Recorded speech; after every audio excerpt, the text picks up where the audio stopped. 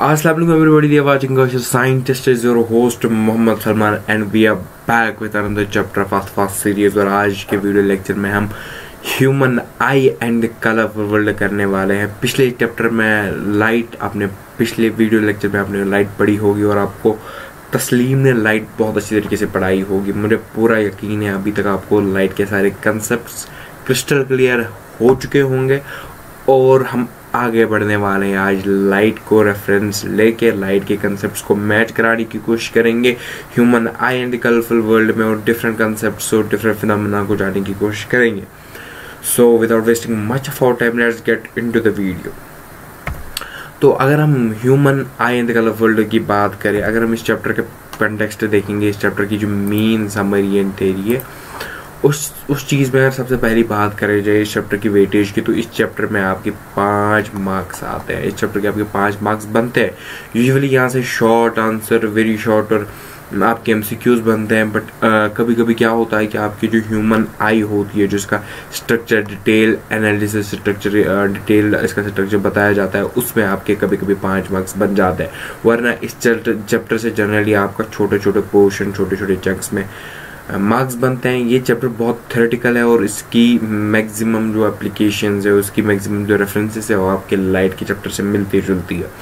तो उस चैप्टर में जो आपने कंसेप्ट्स पढ़े उनको यहाँ पे रियल लाइफ में किसी न किसी फिनोमेना के साथ मैच कराया गया है और उसी चीज़ को और कुछ नए फिनोमेना को डिस्क्राइब और डिफाइन किया गया है। उनको इन डिटेल और डेप्थ की समझने की कोशिश करेंगे।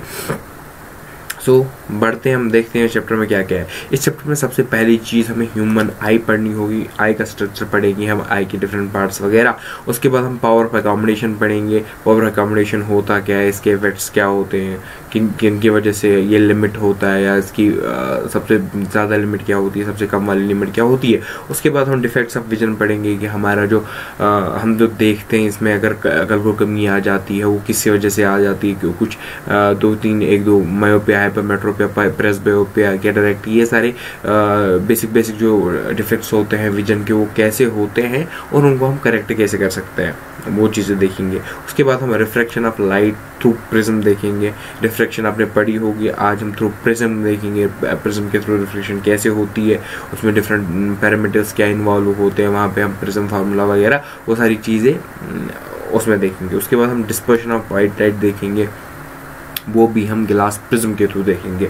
वाइट लाइट की डिस्पर्शन कैसे होती है, उसके डिफरेंट कलर्स कैसे बनते हैं, उन कलर से वापस से लाइट कैसे बनती है। हम न्यूटन का एक्सपेरिमेंट भी देखेंगे। उसके बाद हम एटमॉस्फेरिक रिफ्रैक्शन देखेंगे। एटमॉस्फेयर में रिफ्रैक्शन कैसे होती है, उससे कैसे फिनोमेनन, डिफरेंट फिनोमेनन बनते हैं। सनराइज, सनसेट के वक्त हमें क्या डिफरेंट फिनोमेनन, स्काई के कलर का वो कैसे होता है, स्कैटरिंग ऑफ लाइट क्या होती है, और हम देखेंगे ब्राउनियन मोशन वगैरह। ये सारी चीज़ें इन डिटेल एंड डेप्थ हम आगे जाके इस चैप्टर में पढ़ेंगे। बट ये मेन टॉपिक्स है आपकी सब हेडिंग से, इन्हीं सब हेडिंग से लेके आपके चैप्टर में से क्वेश्चंस बनते हैं। इन्हीं सब हेडिंग में से आपके जितने भी टॉपिक्स और कंसेप्ट्स हैं वो इस चैप्टर में रिलेट होते हैं। तो हम आगे चलते हैं। सबसे पहला टॉपिक जो सब टॉपिक हम और सबसे इम्पॉर्टेंट टॉपिक जो आपका यहाँ पे है वो हम ह्यूमन आई का देखेंगे। सबसे पहले हम ह्यूमन आई की जो यहाँ पे आपको बायोलॉजिकल इमेज दिखाई गई है, एनाटॉमी जो यहाँ पे जो आपके ह्यूमन आई का स्ट्रक्चर दिया गया है, इसको हम इन डिटेल और डेप्थ समझने की कोशिश करेंगे। सबसे पहले सबसे बाहर वाली चीज़ जो आपको दिखाई गई है वाइट वाली, इसे हम कॉर्निया कहते हैं। जो सबसे बाहर वाले आउटर मोस्ट कवरिंग है उसे हम कॉर्निया कहते हैं। पहले हम सिर्फ इनकी लोकेशन करेंगे, फिर इनकी डिफरेंट फंक्शंस देखेंगे, क्योंकि ये जो हमने आपकी स्लाइड्स बनाई है ये as a form of notes भी काम करेंगे आपके लिए। इनमें सारे कंसेप्ट्स इन डिटेल और डेप्थ आपको समझाए गए हैं। जो भी हम इस चैप्टर में पढ़ाने, जो भी मैं इस लेक्चर के थ्रू आपको बताऊँगा, वो सारे कंसेप्ट्स यहाँ पर आपको ईजिली मिल जाएंगे इन the form of this PDF। तो सबसे पहले जो आउटर मोस्ट कवरिंग होती है उसे हम कॉर्निया कहते हैं। अभी कॉर्निया क्या होती है, ये थिन मेम्ब्रेन होती है जो आई का बाहर का, जो इसका मेन काम क्या होता है, ये हमें मैकेनिकल सपोर्ट प्रोवाइड करता है, हमें बचाता है, बैरियर एक्ट करता है, जितने भी बाहर की चीज़ें होती हैं उनको अंदर आँख में जाने से बचाता है, मतलब आई को सेफ्टी प्रोवाइड करता है एंड ऑल, वो सारी चीज़ें कवर करता है। तो अगर आपको डेफिनेशन के हिसाब से कल को बताया जाएगी ह्यूमन आई के जो 5 मार्क्स आपको लेने हैं इस क्वेश्चन के, अगर आपको बताया जाएगा कि इन डिटेल इन डेप्थ आप ह्यूमन आई को डिस्क्राइब करो तो आप सबसे पहले जो है ये इमेज बना डालेंगे, उसके बाद जो है इनकी लेबलिंग करेंगे और फिर हर एक पार्ट को आप डिस्क्राइब और डिफाइन करेंगे। तो पहले हम कॉर्निया को डिफाइन करेंगे। कॉर्निया हम किसे कहते हैं? ये एक थिन मेम्ब्रेन होता है जो आई को कवर करता है, कि बाहर के ट्रेल को कवर करता है। It acts as a lens which reflects the light entering the eye. जो हमारे पास लाइट आती है, क्योंकि लाइट, आपने रिफ्लेक्शन पढ़ा तो आपको पता ही होगा, लाइट जब एक मीडियम से दूसरे मीडियम पर ट्रैवल करती है जिनमें ऑप्टिकल डेंसिटीज डिफरेंट हो, जिसमें एक में ऑप्टिकल डेंसिटी एक हो, दूसरे में ऑप्टिकल डेंसिटी दूसरी हो, तो जब वो डिफरेंट मीडियम में ऑप्टिकल डेंसिटी की वेरिएशन में हो जो ट्रैवल करती है तो वहाँ पे रिफ्रैक्शन होता है, बेंडिंग ऑफ लाइट होता है। कभी होता है टूवर्ड्स लाइट नॉर्मल, कभी होता है अवे फ्रॉम नॉर्मल, जिसे हम सिनेज ला कहते हैं। बट वो चीज़ आपने लाइट में पढ़ी होगी। यहाँ पे ये जो कॉर्निया है हमारा बाहर का, ये क्या एक्ट करता है? एक तो पहले सपोर्ट प्रोवाइड करता है आँख को, इसको बचाता है, प्रोटेक्शन देता है। उसके बाद ये क्या करता है? ये एक्ट करता है एज रिफ्रैक्टिंग मटीरियल, या आपकी लाइट को रिफ्रैक्ट करा देता है। अब आप बोलोगे रिफ्रैक्ट क्यों कराना नेसेसरी है? बिकॉज हमारी आई जो है इसमें जो बेंडिंग होती है वो नेसेसरी होती है इमेज बनाने के लिए, क्योंकि आप देखोगे आगे सारी चीज़ जब हम डिस्कस करेंगे, डिफाइन करेंगे, तो आपको समझ आएगा कि ये बेंडिंग होनी नेसेसरी क्यों थी यहाँ पे। इसके बाद हम दूसरी चीज़ जो डिफाइन करेंगे यहाँ पे वो आइरिस होगी। आइरिस क्या होता है? आइरिस क्या होता है? ये कंट्रोल करता है amount of light entering by changing the size of the प्यूपिल। इसके अंदर में एक चीज़ होती है जिसे हम प्यूपिल कहते हैं। ये जो हमारी आई होती है इसमें आपने देखा होगा 2 ब्लैक डॉट्स होते हैं। जो बाहर वाला ब्लैक डॉट होता है जो हमेशा कॉन्स्टेंट साइज का रहता है उसे हम आइरिस कहते हैं। इसके अंदर वाला जो होता है उसे प्यूपिल कहते हैं। ये जो आइरिस होता है ये डिफरेंट पीपल में डिफरेंट कलर्स का होता है। अगर हम आई कलर्स की डिफरेंस, अगर हम किसी को डिफरेंशिएट करते हैं on the basis of the I colour, तब हम उस चीज़ में कंसंट्रेशन देते हैं इसका आइरिस। बट जो उसके अंदर जो होता है प्यूपिल होता है, ये उसी को गार्ड करता है, उसी में उसी के साइज को ये मेंटेन कराने की कोशिश करता है। वही जो हमारा प्यूपिल होता है वो अमाउंट ऑफ लाइट हमारे अंदर कितनी जाएगी उसको डिफाइन करता है। अगर वो छोटा होगा तो लाइट कम जाएगी, अगर बड़ा होगा तो वो लाइट ज़्यादा जाएगी। जनरली जब डे लाइट होती है, जब हमारे पास लाइट की इंटेंसिटी बहुत ज़्यादा होती है, तो हमें तब क्या है, जो हमारा प्यूपिल होता है वो बहुत कंट्रैक्टेड फॉर्म में होता है। बिकॉज तब ऑब्वियसली बाहर से लाइट हर जगह होती है, तो लाइट को अमाउंट जो उसको ज़रूरत होती है, उसको इंटेंसिटी जो होती है वो उसको ईजिली प्रोवाइड हो जाती है। बट एट नाइट टाइम क्या होता है, जब हमारे पास लाइट होती ही नहीं है, तो ये जो पीपल हमारा ये जो डायलेट हो जाता है, बड़ा हो जाता है, ताकि जितनी मैक्सिमम अमाउंट ऑफ लाइट हो, जितनी इंटेंसिटी हो, ये लाए अपने पास, ताकि ये आपकी इमेज बना सके। बिकॉज आई का काम ही होता है कि वो आपका विजन बना दे। हम बोलते हैं डिफरेंट सेंसेस होते हैं, हमारे 5 सेंसेस होते हैं। तो हमारा जो ह्यूमन आई जो है, हमारा आई जो है वो एक ऐसा ऑर्गन है जो हमें प्रोवाइड कराता है एक फॉर्म ऑफ विजन, जिसे हम एक फॉर्म ऑफ सेंसेशन या सेंस जो प्रोवाइड कराता है, जिसे हम विजन कहते हैं। अगर आई नहीं होगा तो हम देख नहीं सकेंगे। अगर हम देख नहीं सकेंगे तो वैसी बात है, हम डिफ्रेंशिएट नहीं कर पाएंगे चीज़ों को, कौन चीज़ क्या है। On the basis of feel will अगर हम डिफ्रेंशिएट कर सकेंगे, but on the basis of vision हम नहीं बता सकेंगे ये चीज़ क्या है, क्या नहीं है, क्या नहीं है। तो उस चीज़ को, उस लाइट की कंसंट्रेशन को, उन सारी चीज़ों को, जो ये आई का मैकेनिज्म है, बहुत कम्प्लेक्स तरीके से अल्लाह ताला ने ऐसा बनाया हुआ है, गॉड ने ऐसा बनाया हुआ है कि ये सारी चीज़ें फिट इन ऐसे होती है कि इसका एक पार्ट दूसरे पार्ट को सपोर्ट करता है, वैसे ही काम चलता जाता है, मैकेनिज्म चलता जाता है और हम चीज़ें अच्छी तरीके से देख पाते हैं। तो आपको एक कॉमन लाइफ एग्जाम्पल दूंगा। क्या होता है कि अगर जनरली क्या होता है कि जो हमारे घर होते हैं, जब हम घर में शाम को रात में भी सोए हुए होते हैं, या दिन में ही अगर हम सुबह देर से उठते हैं तो हमें कमरे के पर्दे वगैरह होते हैं, तो हम सोए हुए होते हैं फॉर बहुत ज़्यादा टाइम के लिए। क्या होता है कि उस वक्त क्या होगा कि हमारी आइज़ जो होती है उनकी जो प्यूपिल होता है उसकी डायलेटेड, बहुत ज़्यादा डायलेटेड कंडीशन होती है। अब क्या होता है कि ऑल ऑफ सडन हम दरवाज़ा खोल देते हैं, हम बाहर जाते हैं। बाहर क्या होता है, लाइट की इंटेंसिटी बहुत ज़्यादा होती है। उसकी वजह से क्या होता है कि आपका ऑल ऑफ द सडन आपको तारे जैसे चमकते हुए दिखाई दे रहे हैं। अपोजिट सेंस में ऐसा भी होता है कि आप जब बाहर होते हो कहीं जहाँ पर लाइट कंडीशन बहुत ज़्यादा होती है, तो फिर आप एंटर करते हो, जैसे सिनेमा वगैरह में अगर आप एंटर करते हो तो वहाँ क्या होता है, अंधेरा होता है बहुत ज़्यादा। तो अभी आप बाहर लाइट की इंटेंसिटी बहुत ज़्यादा थी, आपकी प्यूपिल की कंडीशन बहुत छोटी थी, कंट्रैक्टेड फॉर्म की थी तो आप उस कंडीशन में देख पा रहे थे। बट जब आप लाइट अब जा रहे हो फिर से एक सिनेमा हॉल में जा रहे हो जहाँ पे लाइट की कंडीशन बिल्कुल भी नहीं है, तो आपको ऑल ऑफ द सडन जो लाइट की इंटेंसिटी उसी मिनिमल पीपल की कंट्रैक्टेड फॉर्म में आपको नहीं मिल सकती है, तो आप अच्छी तरीके से चीज़ें नहीं देख पाते हो और आप ब्लैंक हो जाते हो, ब्लाइंड हो जाते हो फॉर दैट मोमेंट। आपने नोट्स किया होगा, ये बहुत कॉमन एग्जांपल थी जो मैंने आपको रिलेट कराने की कोशिश की। तो हमने कॉर्निया, आइरिस, पिपल हमने डिस्क्राइब किया। इसके बाद अगर हम देखेंगे ना आई का जो इसके बाद होता है ये पार्ट जो है ये हमारा लेंस है। अगर हम देखेंगे आई का जो लेंस है वो कॉन्वेक्स होता है, ये पार्ट होता है आई का लेंस, ये होता है हमारा, ये इसमें different types of the fluids भरे होते हैं। एक को हम एक्वस ह्यूमर कहते हैं और दूसरे को हम विट्रस ह्यूमर कहते हैं। ये जो हमारा पार्ट है ये एक्वस ह्यूमर और विट्रस ह्यूमर ये क्या काम करते हैं, ये हमारे आई को कोलैप्स होने से बचाते हैं। फ्लूइड्स सिग्नल्स वगैरह जो हमारे आई में ट्रांसफ़र होती हैं उनको आगे चलाने का काम करते हैं, उनको डिफरेंट पार्ट्स तक उनको मैकेनिज्म जो होता है मैसेज सिग्नल को ट्रांसपोर्ट करने का, सेंसेशन बनाने का, उसमें ही मदद कर देता है। अब क्या होता है, अब ये जो पार्ट्स होती हैं जो हमारे आई के लेंस को होल्ड करके रखती है।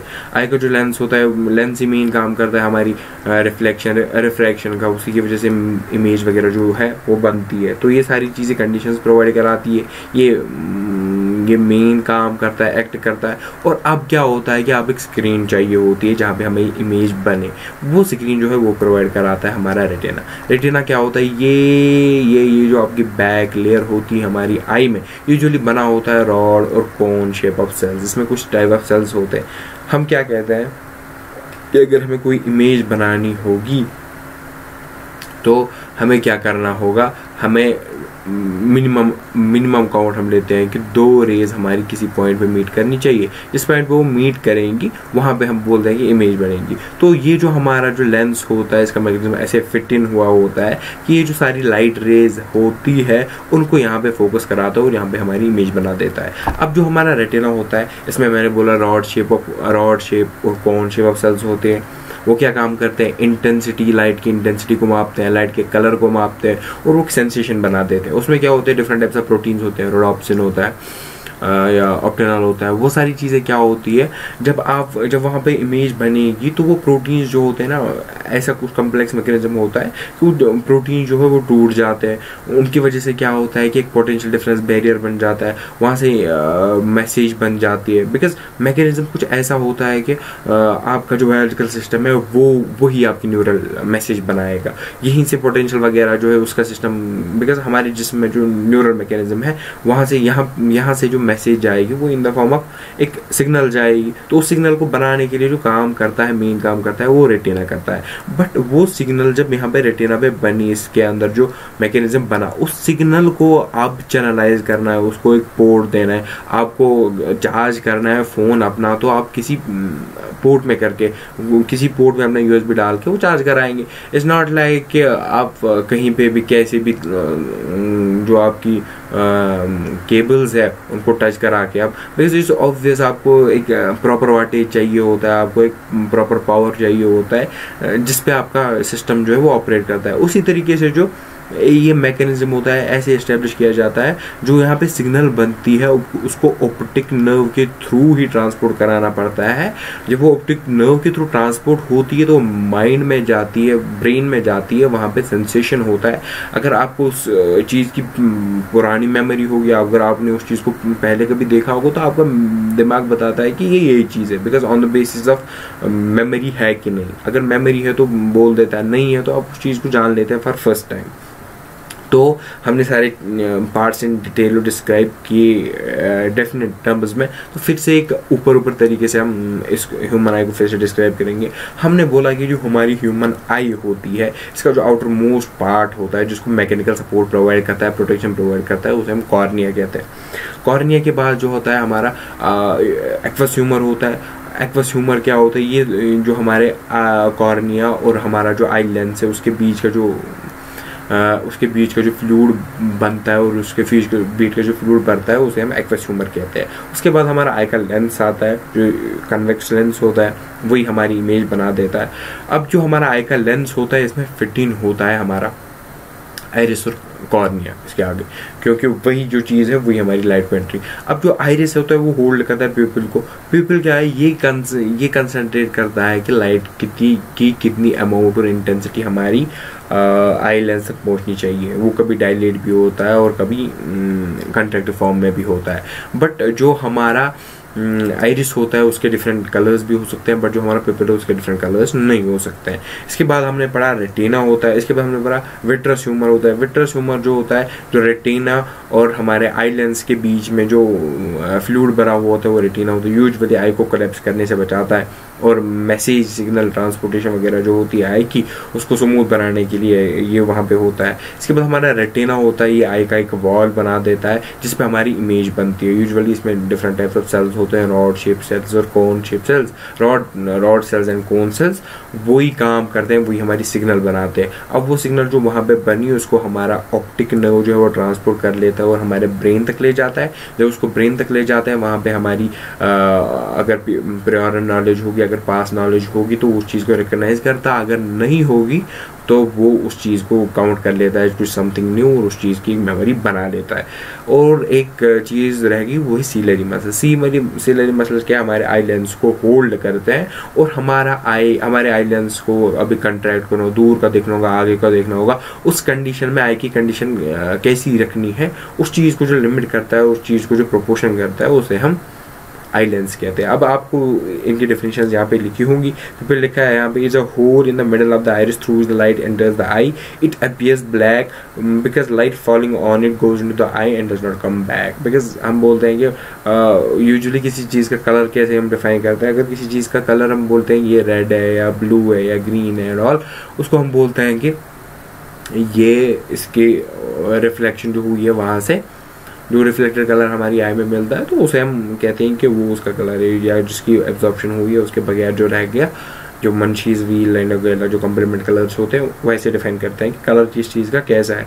बट यहाँ पे क्योंकि अब ये सारे कलर्स ही एब्जॉर्ब कर लेता है तो यहाँ पे हम कलर ब्लैक बोलते हैं। अगर ये सारे कलर्स ही रिफ्लेक्ट करता है तो हम कलर वाइट बोलते हैं।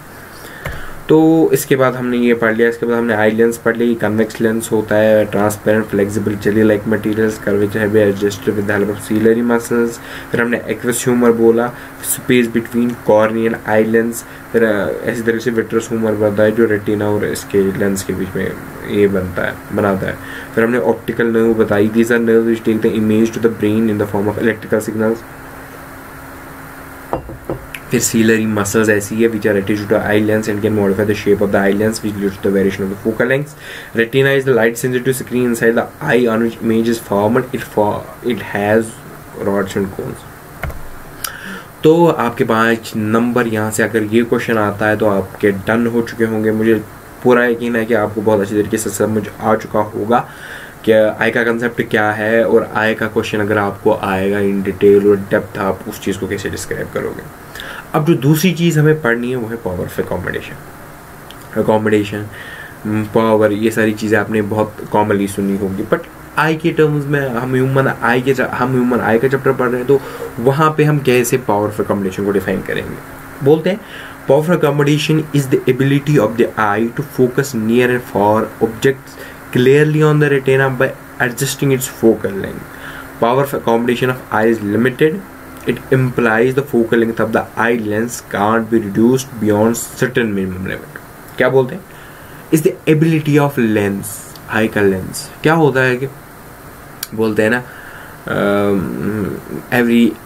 every other thing in this world has a limit, या excess of everything is bad, वो सारी चीज़ें। excess मतलब किसी चीज़ की एक लिमिट डिफाइन करने के लिए हम बोलते हैं कि हद होती है किसी न किसी चीज़, हर किसी चीज़ की हद होती है। वैसे हमारे विजन की भी हद होती है, हम लाद नहीं दे सकते हैं। वी कांट सी थिंग्स के न जाने, हाँ हम बहुत दूर तक देख सकते हैं, ऑब्वियस सी बात है। जहाँ तक हमारा विजन ऑक्यूपाई करेगा हमारा 180 डिग्री या कितने का भी जो भी विजन का स्पेक्ट्रम है, जहाँ तक हम देख सकते हैं वहाँ तक हम देखेंगे, बट हम सब कुछ नहीं देख सकेंगे।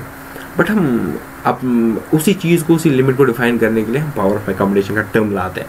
पावर अकोमोडेशन ये वो पावर होता है हमारी आई का, जो सीलरी मसल्स होती है वो आफ्टर लिमिट वहाँ तक कंट्रैक्ट हो सकेंगे। वो आफ्टर, जैसे हर किसी चीज़ आप प्लास्टिक बोलेंगे या इलास्टिक बोलेंगे, उसकी एक लिमिट होती है। उसको आप यहाँ फॉर मिनट कुछ 2-3 सेकेंड, 3 से 3 सेंटीमीटर 4 सेंटीमीटर वहाँ तक आप उसको कंट्रैक्ट कर सकते हो सबसे कंट्रैक्टेड फॉर्म में, और उसको आप खींच सकते हो फुल एंड फाइनल फॉर्म में may be up to 10-100 centimetres. But उसके बाद अगर आप उस चीज़ को खींचोगे तो वो कट जाती है। उसके जो मैंने 2-3 सेंटीमीटर्स की लिमिट बोली थी, उसके आगे लाना चाहिए, वो होती है नहीं है, वो उसके बाद बेंड होती है।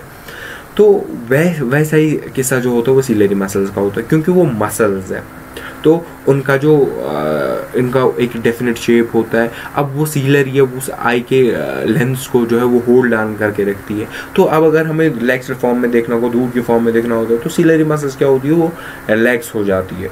तो वो कितना रिलैक्स हो सकती है, कितनी लिमिट उनकी रह सकती है एक रिलैक्स्ड फॉर्म में, और उनकी कितनी लिमिट रह सकती है कंट्रैक्टेड फॉर्म में, जहाँ पे हम मिनिमम देख सकते हैं। उस चीज़ को डिफाइन किया जाता है साइंटिफिक टर्म्स में पावर ऑफ अकोमोडेशन। ये पावर ऑफ सीलरी मसल्स होती है जो आई लेंस में, आई लेंस के जो हमारा आई का जो फोकल लेंथ है, हम कहाँ तक देख सकते हैं चीज़ों को, उसको जो अकोमोडेट करता है, उसको जो होल्ड ऑन करता है, उसे हम पावर ऑफ अकोमोडेशन कहते हैं। अब क्या होता है, एक मिनिमम लिमिट होती है, उसको हम लीस्ट डिस्टिंक्ट ऑफ विजन कहते हैं। एक मिनिमम लिमिट होती है, उसको हम लीस्ट डिस्टिंक्ट ऑफ विजन कहते हैं। वो हमारी 25 सेंटीमीटर्स होती है। जो 25 सेंटीमीटर्स होते हैं ना, इसके आगे अगर हम चीज़ें लाएंगे ना, वो हम देख नहीं पाएंगे, बिकॉज अब हमारी ciliary muscle fully contracted form में। अब हम कितनी भी कोशिश करेंगे, जो हमारा पावर ऑफ अकोमोडेशन है उस चीज़ को इनेबल ही नहीं करेगा, बिकॉज हमारा पावर इसी लिमिट तक अकोमोडेट हो सकता था। अब इसके बाद ये चीज़ अकोमोडेट नहीं हो सकेगी। तो जो पावर ऑफ लेंस होता है वो यूजुअली हम उसका जो यूनिट है उसको हम डायोप्टर में लेते हैं, और ये 1/4 फोकल लेंथ होता है। अगर आपको पता होगी किसी इंसान का जो लीस्ट डिस्टिंक्ट ऑफ विजन है, फॉर मिनट उसको किसी बीमारी की वजह से या किसी और चीज़ की वजह से उसका जो फोकल लेंथ है आई की वो चेंज हो गई है, तो आप 1/4 फोकल लेंथ करके, यूजुअली इन मीटर्स होती है, 1/4 फोकल लेंथ करके आप उसके लेंस का पावर बता सकते हो। आपने यूजुअली सुना होगा 0.25 होता है, या +1 होता है, 1.5 होता है, -1.5 होता है। ये जो इनके आगे प्लस और माइनस लगा होता है, ये इनका लेंस का टाइप बताता है कि पॉजिटिव और नेगेटिव जो है वो कन्वेक्स और कनकेव लेंसेज की फॉर्म्स बताती है कि कॉनकेव कौन है, कन्वेक्स कौन है। और जो आपका 0.25 या 5 या 1.5 जो भी न्यूमेरिकल वैल्यू है वो आपका पावर बताता है कि 1/4 फोकल लेंथ इसकी जो है वो किसके बराबर है। तो आप वहाँ से फोकल लेंथ निकाल सकते हो, आप वहाँ से पावर निकाल सकते हो। कॉमन लाइफ में एक छोटा सा न्यूमेरिकल जो इससे बन सकता है वो ये बन सकता है आपके लिए कि आप बता लो भाई साहब आपको फोकल लेंथ ये दी है 10 दी है, तो आप बताओ इस लेंस का पावर क्या होगा। तो आप उसको 1/4 फोकल लेंथ करके उस लेंस का पावर निकाल सकते हो, जो in terms of dioptre units में होता है। तो इसका यूनिट फिर से मीटर होता है, ऐसा यूनिट, मगर इस पावर को in terms of dioptre define किया जाता है। तो मुझे लगता है आप पावर ऑफ अकोमोडेशन भी आपका क्लियर हो गया है। इससे यूजुअली आपको 2 मार्क्स का क्वेश्चन बन सकता है। तो आई एम क्लियर कि अभी तक आपको ये चीज़ अच्छे से समझ आ चुकी होगी। अब जो हम तीसरी चीज़ पढ़ने जा रहे हैं वो डिफेक्ट्स ऑफ विजन है। अभी तक हमने ह्यूमन आई पढ़ी, फिर हमने पावर ऑफ अकोमोडेशन पढ़ा। अब अगर इस पावर ऑफ अकोमोडेशन में कुछ चेंज आ गया, अगर अब इस आई में कहीं से चेंज आ गया जिसकी वजह से हम चीज़ें नहीं देख पाएंगे, तो उसे हम डिफेक्ट ऑफ विजन कहेंगे। बिकॉज हमारे आई की जो कैपेबिलिटी है वो चीज़ें देखने की है, हमारी आई जो है वो अच्छी तरीके से, हमारे लेंस का जो काम है वो रिफ्रैक्शन है, हमारे रेटिना का जो काम है वो सिग्नल बनाना है, हमारे एक्वस में मतलब जितने भी डिफरेंट ऑर्गन्स है, डिफरेंट पार्ट्स ऑफ आई है, अगर वो काम करना अकॉर्डिंगली नहीं करे, अगर वो काम करना चेंज कर दे, अगर किसी में लैग हो या डिफिकल्टी हो या उसका जो है अपना पार्ट वो नहीं दे पा रहा हो, उसकी वजह से क्या होगा कि एक डिफेक्ट आएगा, हम प्रॉपर तरीके से नहीं देख पाएंगे, हमारे विजन में जो है कमी आएगी, उन्हीं को हम डिफेक्ट्स ऑफ विजन कहते हैं। यूजुअली क्या होता है जब हम ग्रो होते हैं, यूजुअली हमारी ग्रोइंग एज के साथ हमारे किसी में बाय बर्थ हो जाते हैं ये सारे किसी में बाय बर्थ हो जाता है, किसी में लोअर एज मायोपिया, हाइपरमेट्रोपिया, ये सारी कॉमन चीज़ है। बट विद ग्रोइंग एज हमारी की जो आइज़ जो है उनमें क्या होता है कि कभी कभी जो हमारा कॉर्निया होता है ना, इसमें एक शेड्स बनना स्टार्ट हो जाती है, मिल्की शेड्स बनना स्टार्ट होती है, जिसे हम कैटरैक्ट कहते हैं। या और एक चीज़ होती है कि विद ग्रोइंग एज हमारी सीलरी मसल्स जो है कमज़ोर रह जाते हैं, कंट्रैक्ट फॉर्म्स जो है वो कंट्रैक्ट नहीं कर पाती है अच्छी तरीके से, कंट्रोल नहीं कर पाते हैं विजन को। तो उन किस्सों में जो हमारे आई की कंडीशंस होती है उनको वो डिफेक्टेबल बन जाती है। तो क्या बोलते हैं, तो क्या इस स्लाइड में हम देखेंगे क्या लिखा है हमने, due to growing age the vision also decreases and when the focal length alters the vision also alters. तो ऑब्वियस बात है, अगर फोकल लेंथ, क्योंकि अब हमारी एज जो है उस एज में हमारा बिकॉज बॉडी वीकन होती है तो हमारे मसल्स भी वीकन होंगे। ऑब्वियसली बात है, जब muscles weak, ciliary muscles weaken होंगे तो वो काम नहीं कर पाते हैं अच्छे से। अब उनका जो फोकल लेंथ क्या है वो मेंटेन नहीं कर पाते हैं वो रेशो जो होना चाहिए था। उसकी वजह से क्या होगा कि जो हमारा विजन है वो अल्टर होता है, प्रॉपर तरीके से नहीं देख पाएंगे चीज़ें। We know cataract is common defect seen in eyes. अभी मैं बात कर रहा था कैटरैक्ट क्या है, जो हमारा आई का लेंस होता है ओल्ड एज में मिल्की एंड कोल्ड क्लाउडी बन जाता है, इसके ऊपर जो अपीयरेंसेस शेडी अपीयरेंसेस चढ़ जाती है, उसकी उसी वजह से हम इसको कैटरैक्ट कहते हैं। When the eye loses ability to adjust its focal length, problems appear like a person can't see the image correctly, blurring of vision हो जाता है, उसकी वजह से वो अच्छी तरीके से नहीं देख पाता है। नियर बाय ऑब्जेक्ट से फार ऑब्जेक्ट वो ओल्ड एज में भी हो जाते हैं और कभी कभी किसी में एट लोअर एज भी हो जाता है, बिकॉज ऑफ द मतलब अनहेल्दी रीजंस जो अपने आई का यूज़ होता है, अनहेल्दी यूज़ होता है, बिकॉज हम ज़्यादा कुछ एक्सेसिव तरीके से आई को इस्तेमाल करते हैं या अदर थिंग्स जो इन्वॉल्व होती है, जिसकी वजह से आई में डिफेक्ट्स पैदा हो जाते हैं। तो सबसे पहला डिफेक्ट जो हम पढ़ेंगे वो पढ़ेंगे हम यहाँ पे मायोपिया। हमें पढ़ना है मायोपिया, हाइपरमेट्रोपिया और प्रेस्बायोपिया। कैटरैक्ट मैंने आपको बोल दिया, ये हमारा आई का जो लेंथ कॉर्निया जो होता है उसके ऊपर जो मिल्की शेड्स वगैरह बन जाती है उसको हम क्या कहते हैं, उसको हम कैटरैक्ट कहते हैं। तो अब क्या होता है, अब हमारा मायोपिया है। मायोपिया क्या है, myopia is sorry myopia is commonly known as nearsightedness. In this condition, the person can see the nearby objects clearly but can't see the distinct objects. Myopia में क्या होता है, अगर ये क्या होता है, जनरली बच्चों को कन्फ्यूजन रहता है मायोपिया और हाइपरमेट्रोपिया में कि किस में हम आगे की चीज़ देख सकते हैं, किस में हम दूर की चीज़ देख सकते हैं। मायोपिया अगर हम देखेंगे ना, मायोपिया का तो फर्स्ट पहले दो वर्ड्स है ना वो है माई हमेशा अपना होता है, और अपना जो होता है वो हमेशा आपके करीब होता है, नज़दीक होता है।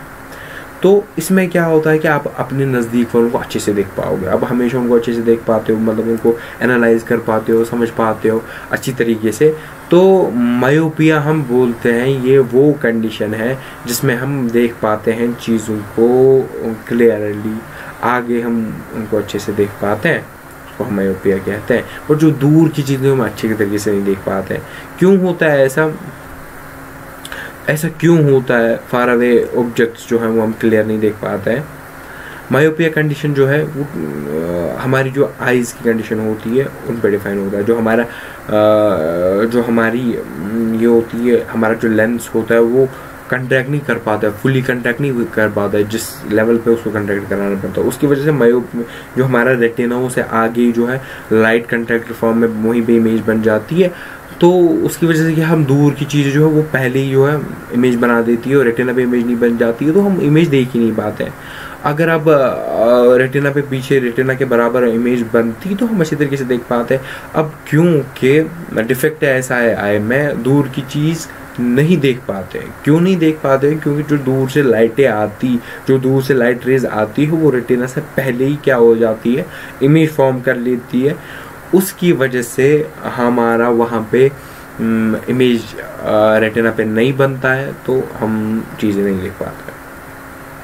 तो मायोपिया में क्या याद रखा आपने, जो आपके जो आपके क्लोज सर्कल जो होता है आपका, आपके आसपास की चीज़ें होती है, जो नियर पे चीज़ें होती है उनको अच्छे तरीके से देख पाते हैं, दूर की चीज़ें हम अच्छी तरीके से नहीं देख पाते हैं, तो इसे हम नियर साइटेडनेस कहते हैं। अब हम इसको मैंने बोला डिफेक्ट कैसे होता है, कन्वर्जन होता है बिफोर रेटिना। अब हम इसको करेक्ट कैसे करेंगे? इसको हम करेक्ट कर सकते हैं by using sorry wait a minute, हाँ, तो convex lens, concave lens, usually हमारा जो कनकेव लेंस होता है वो डाइवर्जिंग का काम करता है। ये आपकी लाइट आ गई, इसको आपने डाइवर्ज करा दिया, क्योंकि भाई साहब ये मेरा रेटिना था, इससे पहले ही मेरी इमेज यहाँ पे बनती थी। अब मैं अगर इसको डाइवर्ज करा दूं ताकि ये यहाँ पे इमेज बनी, तो मेरा विजन तभी करेक्ट होगा ना। मुझे ये जो डिस्टेंस है उसको किसी ना किसी तरीके से, जो यहाँ पे चीज़ बन रही थी उसको किसी ना किसी तरीके से यहाँ पे ले आना है। तो उसको मैं कैसे ले आऊँगा, उसको मैं बाय दिस, जो मेरा कनकेव लेंस है, इसी वजह से मैं उसको यहाँ से यहाँ ले आऊँगा। तो ये मेरा जो कनकेव लेंस है ये डाइवर्जिंग का काम करता है, हमारी रेज को जो दूर से आती है उनको डाइवर्ज करते हैं, और वो एट द एंड हमारी जो ये, बिकॉज इट्स नॉट लाइक आप किसी भी पैरामीटर का या किसी भी डायमेंशन का जो है वो यहाँ पे लेंस लगा दो। ऑब्वियसली बात है, आपका मेडिकल चेकअप होता है, उसके बाद उस डॉक्टर को पता लगता है कि इसको ये डिफरेंस कितनी है और ये डिफरेंस कौन सा लेंस कवर कर पाएगा, इसको सूटेबल लेंस कौन लगेगा जो इमेज को यहाँ पे फोकस नहीं यहाँ पे फोकस करे और उसकी वजह से आपकी इमेज बने। तो the concave lens is usually to correct myopia. The concave lens, which is curved inside, is plain in front of the myopic eye, is placed in front of the myopic eye. The concave lens helps in moving the image back to retina and thus helping the person to get a clearer vision. तो ये आपको ये diagram, आपको कभी question आ सकता है defects of vision पे भी आपका 5 नंबर का क्वेश्चन आ सकता है। आप उसमें मायोपिया, हाइपरमेट्रोपिया और प्रेसबियोपिया लिखोगे, तो अगर आपको ये 2 कंडीशन जो है वो अच्छी तरीके से आपको डिफाइन करानी है। भाई साहब ये 2 कंडीशन, ये डायग्राम्स आपने लिखी, मायोपिया की कंडीशन लिखी, करेक्शन लिखा, 100% श्योर हो जाओ कि आपके डन होने वाले हैं यहाँ से मार्क्स। तो ये आपकी मायोपिक आई है, यहाँ पे इमेज बन रही है जो यहाँ पे बननी चाहिए थी, बाहर से जो लाइट रेज आती है वो यहाँ पे फोकस हो रही है, उनको यहाँ पे फोकस होना था। अब आपने कनकेव लेंस लगा दिया यहाँ पे, ये डाइवर्जेंस का काम करेगा, इनको यहाँ से लेके, इनको क्योंकि अभी यहाँ पे बन रही थी इमेज, अब इसने डाइवर्ज करके इनको यहाँ पे ला लिया। अब रेटिना पे, क्योंकि नेसेसरी कंडीशन है कि हमारी रेटिना पे ही आपकी इमेज बननी चाहिए, जब आपके रेटिना पे इमेज बनेगी तभी वहाँ पे सिग्नल बनेगा और तभी उसको ऑप्टिक नर्व आगे कैरी करेगी। तो ऑब्वियसली बात है कि रेटिना से आगे, रेटिना से पीछे अगर इमेज बन रही है तो आपके काम की नहीं है। उसी चीज़ को क्या करने के लिए ये यहाँ पे फोकस कराता है इनको रेटिना पे, और हमारा विजन जो क्लियर हो जाता है। अब मायोपिया जो है वो नियर साइटेडनेस है, उसमें हम नज़दीक की चीज़ें अच्छे से दूर देख पाते हैं, दूर की चीज़ें अच्छे से नहीं देख पाते हैं। हाइपरमेट्रोपिया में इसका जो अपोजिट है, क्या होता है हाइपरमेट्रोपिया में, इसको हम फार साइटेडनेस कहते हैं। इस कंडीशन में आगे की चीज़ें हम अच्छी तरीके से देख पाते हैं और दूर की चीज़ें वो अच्छी तरीके से नहीं देख पाते हैं। इसमें बिल्कुल उस कंडीशन का अपोजिट होता है। उसमें हमने बोला कि जो बाहर की लाइट्स होती है वो फोकस जो है वो रेटिना से पहले ही हो जाती है। आई की कंडीशन इतनी ख़राब हो चुकी होती है, वो उनको कंट्रैक्ट नहीं करा, उतना कंट्रैक्ट नहीं, वो उनको कंट्रैक्ट ज़्यादा ही कर देता है, उस कंडीशन में नहीं ले जाता उस डायलेशन में जहाँ तक उसको ले जाना था, जहाँ पर नेसेसरी कंडीशन थी। बट हाइपरमेट्रोपिया में क्या होता है, आई की जो कंडीशन वो ज़्यादा ही डायलेटेड होती है, आई लेंस की जो उस फॉर्म में नहीं होता है, जब उसमें लाइट आ जाती है वो रेटिना के बाद इमेज को जो है वहाँ पे रेटिना के बाद, आप बोलोगे रेटिना के बाद कहाँ इमेज बनती है, बट रेटिना पे करना होता है, वहाँ पे मीटिंग कंडीशन नहीं बनती है, वहाँ पे लाइट फोकस नहीं होती है, वहाँ पे लाइट मीट नहीं करते हैं लाइट रेज, तो उसके बाद जो है वो उसके बाद लाइट रेज चली जाती है। तो ऑब्वियसली बात है, मैंने ऐसे पहले भी बोला, अगर रेटिना पे लाइट कन्वर्ज होती है, रेटिना पे आपकी लाइट रेज मीट होती है, तब हमारी जो है इमेज बनेगी। अब रेटिना पे लाइट कन्वर्ज ही नहीं होती है, रेटिना पे लाइट फोकस ही नहीं हो रही है, तो ऑब्वियसली बात है इमेज नहीं बनेगी, क्योंकि रेटिना के पीछे बन रही है। आइज की कंडीशन ऐसी हो चुकी है, इस बीमारी को हम डिफाइन ही ऐसे करते हैं कि आई की ऐसी बीमारी जो इमेज को रेटिना के बाद बना देता है। तो इस कंडीशन में क्या होगा, हाइपरमेट्रोपिया में हम एक कन्वेक्स लेंस लगाएंगे। कन्वेक्स लेंस क्या करेगा, क्योंकि कन्वेक्स लेंस क्या करता है, वो कन्वर्ज करता है। अब हमारी डायलेटेड फॉर्म में कन्वेक्स लेंस उस पैरामीटर का लाना होगा और उस लेंथ का डिफाइन करना होगा, उस पावर का डिफाइन करना होगा जो उतनी ही उसको कन्वर्ज करे जितनी हमें ज़रूरत है, ताकि हमारे रेटिना पे इमेज बने। तो यहाँ पे डिफिनेशन वगैरह लिखी है, तो ये चीज़ें आप पढ़ेंगे।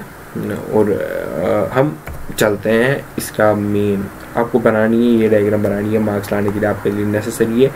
ये आपकी डिफेक्टेड आई है, ये इमेज है, ये डिफेक्टेड आई है, ये आपकी क्या है जिसमें हम लेंस इस्तेमाल करके हैं करेक्टेड, सही।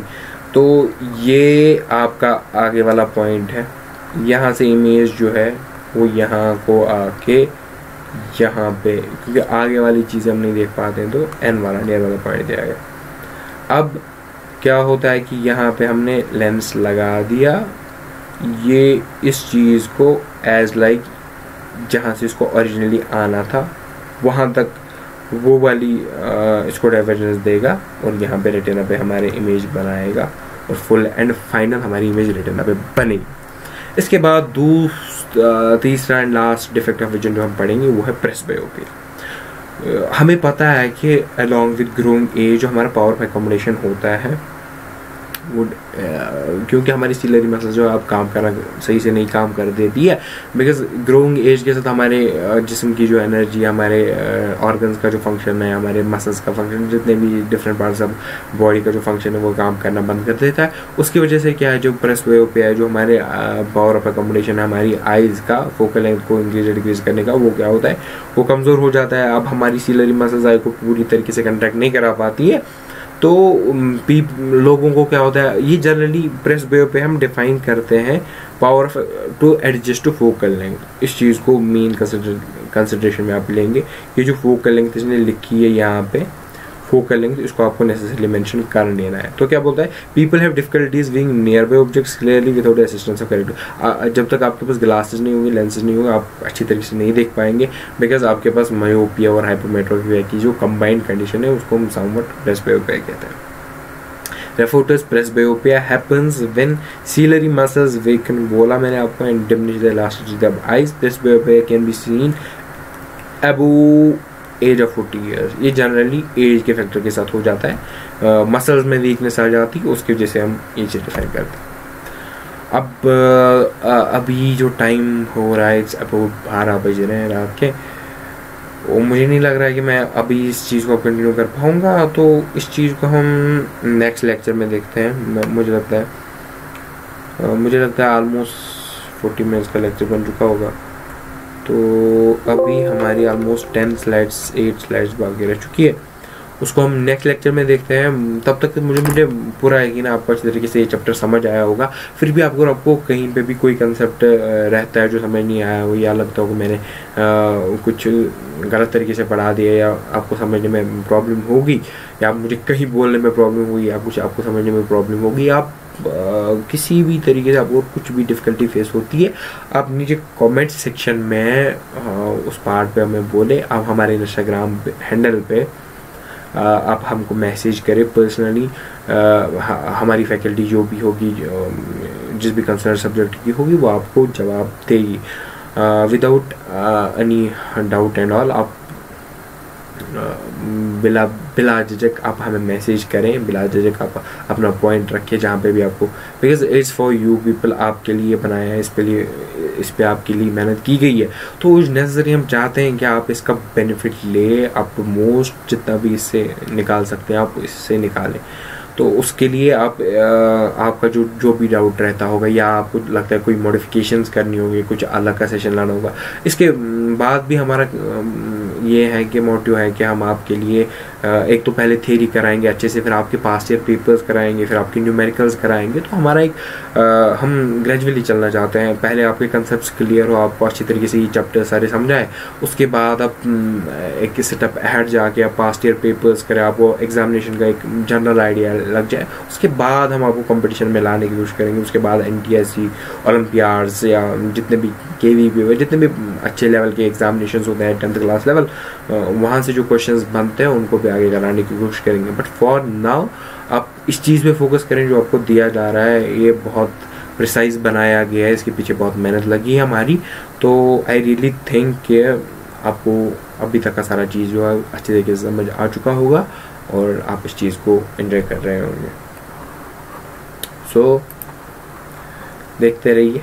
कशो साइंटिस्ट। और अगर आपको कुछ भी लगता है आगे आने वाले लेक्चर्स में हमें कुछ एडिशंस करनी होंगी या कुछ भी, आप कमेंट सेक्शन में बिला झिझक बोल दे and we will go with that.